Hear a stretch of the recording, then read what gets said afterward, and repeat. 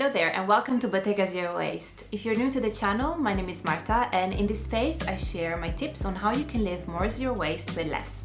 A couple of weeks ago I asked you guys on Instagram which topic you wanted me to film in one of my next videos, and by far the most popular topic was tips on how to find ingredients, zero or low waste, to make your own products at home. Now, as you know, I make most of my bath and beauty products at home, and so this is a topic that is particularly important for me. I've selected a list of 5 tips that, in my experience, have helped me reduce my waste in the context of auto production, and I really hope you will find these tips really helpful. And make sure you stick with me until the end of the video, because I've also prepared a surprise for you that you can grab right at the end of this video. Tip number 1. Keep it simple. As you know, simplicity is at the core of everything that I do.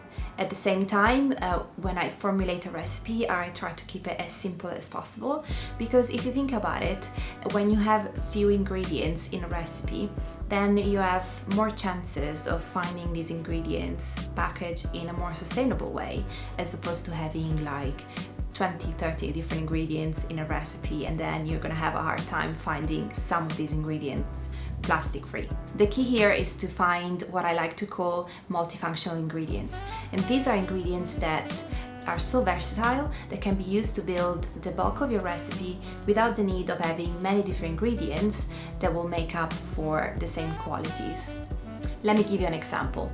Many DIY projects include wax, and sometimes wax is really difficult to find plastic free for whatever reason.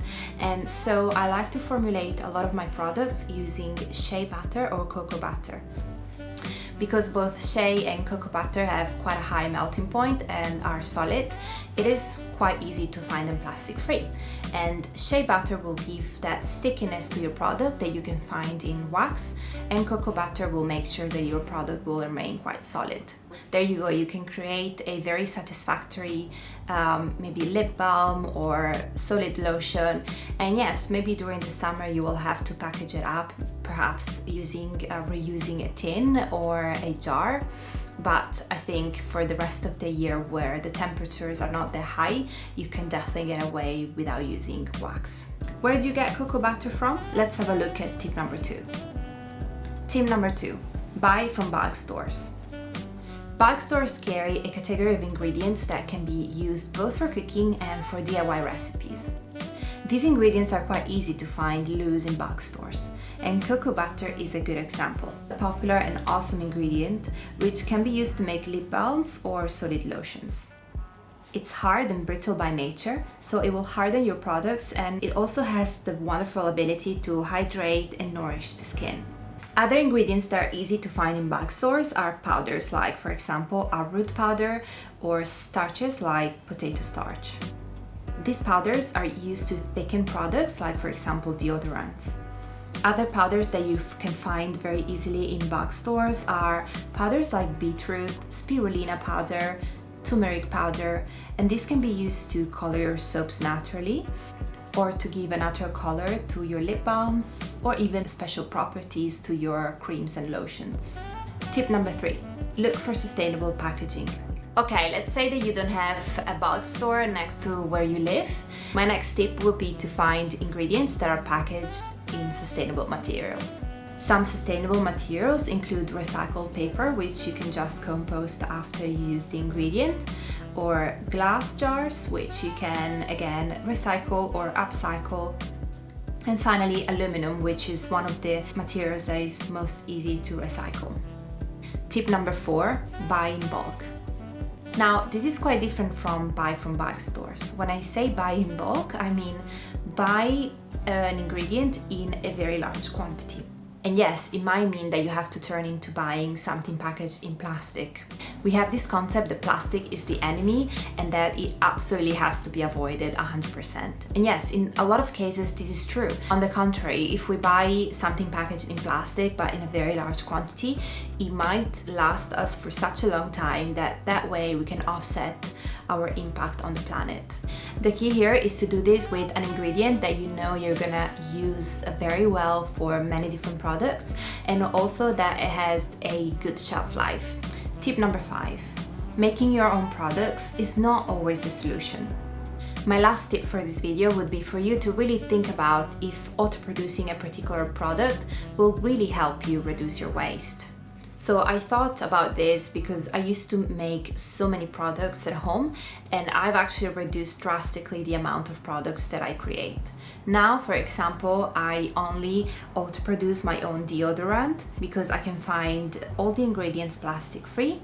For example, shea butter in paper or arrowroot powder in a jar from the bulk store. I also still auto-produce my soaps because I'm able to buy organic, fair trade ingredients from my own suppliers, and I buy them in big bulk quantities. But I do not auto-produce my toothpaste because I know that the ingredients that I will need to produce that toothpaste will not come in a sustainable packing. And even if I wanted to buy those ingredients in bulk, it wouldn't really make sense for me because I would only use those ingredients for that particular product, and so I wouldn't really want to buy it in bulk, if that makes sense. So in that case, I look for sustainable brands that package their toothpaste in a sustainable way, for example, toothpaste packaged in aluminum, or I buy solid toothpaste, or even toothpaste that comes in compostable and refillable packaging. If you got to this point, thank you so much, and as promised, I've included a free PDF with my 10 key ingredients that you can use to develop very simple recipes.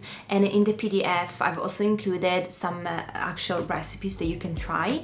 And at the end of the PDF, I've also included a list of worldwide suppliers that you can buy ingredients from.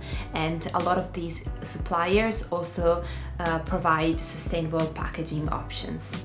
To obtain your PDF, just check the description box below and download your guide. As always, thank you so much for watching, and for more content and inspiration on zero waste living, you can follow me on my Instagram at Bottega Zero Waste, or check out my website, bottegazerowaste.com. But for example, I don't auto-produce my toothpaste. That was loud. I wouldn't really want to do that because it's a product that... So instead, in that case, I look for sustainable packaged a lot of the suppliers have quite sustainable packaging options, and you can just buy from them